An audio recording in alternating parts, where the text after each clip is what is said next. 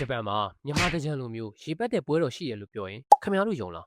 ပိုပြီးအံ့ဩစရာကောင်းတာကဒီပွဲတော်မှာလူတွေကိုရေပုံးနေနေပတ်တာမဟုတ်ပဲမိသက်ပိုက်တွေနဲ့ပါအားရပါရရေပက်ကြတာပါ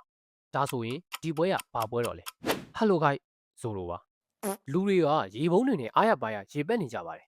မိသက်ပိုက်တွေနဲ့ပါရေပက်နေကြတာပါလမ်းတစ်လျှောက်လုံးကလူတွေကလည်းရေတွေဆူရွှဲပြီးတော့ရေမောပျော်ရွှင်နေကြပါတယ်ဒီပွဲတော်ကိုပထမဆုံးမြင်လိုက်တဲ့လူတွေအနေနဲ့ဟာဒါမြန်မာနိုင်ငံကတကြံပွဲတော်လားလို့တော့ထင်မိကြမှာပါ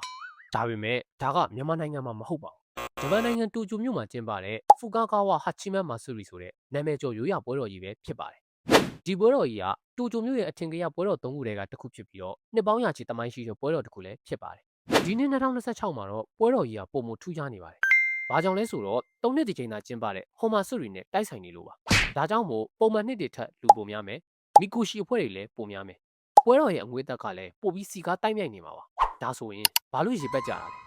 ပွဲတော်အတွင်းမှာမီကိုရှီလို့ခေါ်တဲ့ရိုးရာရွှေမောင်းကိုလူအုပ်ကြီးကပခုံးပေါ်တင်ပြီးတော့မျိုးရဲလန်းတွေကိုလှည့်ပတ်ကြပါတယ်အဲ့ဒီအချိန်မှာပဲလမ်းမေးကပြည်သူတွေကရေပုံးတွေရေပိုက်တွေနဲ့တချို့နေရာတွေမှာဆိုရင်မီတပ်ပိုက်တွေနဲ့ပါရေတွေအားရပါရပတ်ပေးကြပါတယ်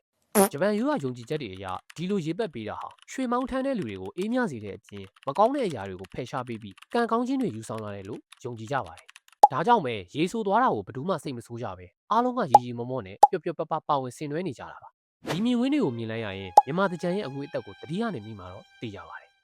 ပွဲတော်ကြီးကိုတော့2026ခုနှစ်ရဲ့ဩဂုတ်လ12ရက်နေ့ကနေ16ရက်နေ့အထိကျင်းပမှာပဲဖြစ်ပါတယ်ဩဂုတ်လ16ရက်နေ့ကတော့အစီကားဆုံးနဲ့ရေအပတ်ဆုံးတွေပဲဖြစ်ပါတယ်ဒီပွဲတော်ကြီးကိုသွားမယ်ဆိုရင်တော့ခင်ဗျားတို့ရဲ့ဖုန်းတွေကိုရေစူကန်အိတ်ထဲထည့်သွားဖို့နဲ့အဝတ်အစားပို့ယူသွားဖို့တော့မမေ့ပါနဲ့ဘာလို့လဲဆိုတော့ဒီပွဲတော်ကနေရေမဆိုးပဲပြန်လာဖို့ကမဖြစ်နိုင်တဲ့လောက်ပါပဲဂျပန်မှာနေထိုင်တဲ့မြန်မာတွေအတွက်ကတော့ဒီပွဲတော်ကြီးကကြံလွမ်းပြည့်စီမဲ့အတွေ့အကြုံကောင်းတစ်ခုဖြစ်လာနိုင်ပါတယ်ဒီနှစ်တိုကျိုမှာရှိနေမယ်ဆိုရင်တော့တငယ်ချင်းတွေမိသားစုတွေနဲ့အတူတွားရောက်ပြီးတော့ဒီထူးခြားတဲ့ရေပတ်ပွဲတော်ကိုကိုယ်တိုင်ခန်းစားကြည့်ဖို့အတွက်အကြံပြုလိုက်ပါတယ်